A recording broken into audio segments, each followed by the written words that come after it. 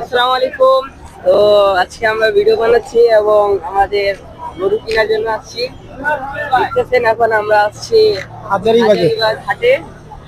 হাজারীবাগ হাটে এখানে বলে গরুর দাম খুব কম, তো এখন দামাদামি চলতেছে। দেখুন যে কি হয়, গরুর দাম কম না বেশি? গরুর দাম এখানে অনেক বেশি। আসলে এই হাজারীবাগে এসে গরুর দাম আসলে অনেক চড়া দেখতেছে। আসলে এই বিক্রেতা আছে কিন্তু ক্রেতা নাই, তারপরে গরুর দামটা ওনারা ছাড়তেছে না, গরুর দামটা অনেক ধরে রাখছে, গরুর দাম অনেক বেশি। আমরা এখানে 8টা থেকে আসছি, তারপরে এখান থেকে আমরা গরু পাই নাই। এখনো দেখতেছি যে কতগুলো গরু আছে, কিন্তু গরুগুলো এখন দেখা যাক কি হয়।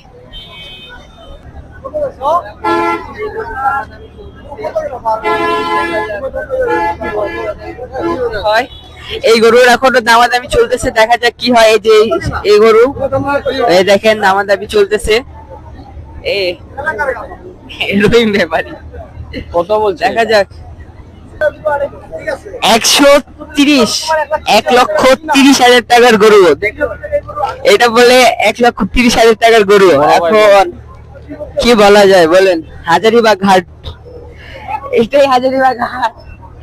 1,30,000। 30,000। এখন আমরা আরেকটি গরু দেখতে আসছি। এই গরু কেমন? ওটা মোটামুটি ভালো, আগেরটা তো দাম অনেক বেশি ছিল। দেখাবো? এই দেখেন, এই গরুটা আমরা দামাদামি করতেছি। এই যে আমার আব্বু আর এক সালেমান চাচু দাম করতেছে। এই সেই আদর, এখনো দামাদামি চলতেছে। দেখুন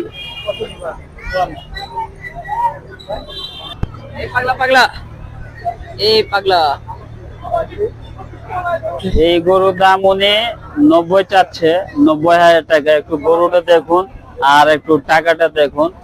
হ্যাঁ, এখন মনে হয় যে গরুর দামটা ওই টাকার তুলনায় একটু কম ওনাদের কাছে, কিন্তু আসলে 90টা হচ্ছে না। বড় ভাই কি হয়েছে?